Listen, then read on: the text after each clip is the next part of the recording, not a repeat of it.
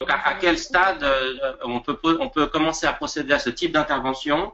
Est-ce que c'est juste après l'événement, sur des stress aigus euh, difficiles comme les attentats, les événements en Italie ou l'accident dont a parlé Roberta avec Marco? À partir de quel stade est-ce qu'on peut intervenir, Claude? Je pense que le... Oh, je suis désolée, je suis assez mal installée. Donc, euh, c'est, il faut voir dans quelles conditions en fait qui va être qui a besoin d'être aidé par rapport à la situation. Quels sont les symptômes qui sont présents? Est-ce que vous pourriez par exemple préciser si vous vous interrogez en tant que thérapeute ou vous vous interrogez plutôt en tant que, par exemple, responsable dans une entreprise qui vient de connaître un événement, par exemple, impactant des salariés? Oui, c'est plutôt la deuxième solution. Je suis intervenante dans un service médical d'une institution et voilà, donc je voulais savoir quelle était l'approche qu'on pouvait avoir dans les premiers temps vraiment juste après le traumatisme. Et, pardon, Claude, pour préciser, Hélène est formée à l'IGB, hein, il y a une dizaine d'années, hein.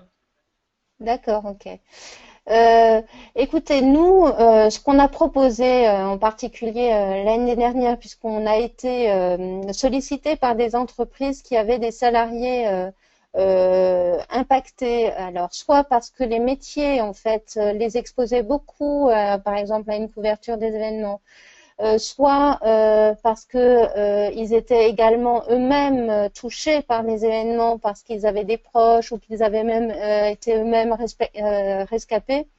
Et du coup, en fait, ce qui a été proposé dans ce genre de situation, c'était plutôt de mettre en place des groupes de parole pour savoir justement quelles étaient les questions qu'ils pouvaient se poser et du coup voir avec eux quelles étaient les bonnes stratégies à mettre en place afin de ne pas soit, comme l'a dit Olivier, soit d'ignorer les difficultés de la situation et comment cela pouvait être participer du coup à un stress aigu encore plus fort, soit au contraire trop protégé parce que bien souvent, et notamment dans certaines entreprises où nous sommes intervenus, la tendance était de vouloir un peu trop vite protéger, mais dans le cas d'une surprotection, ce qui pouvait être aussi néfaste.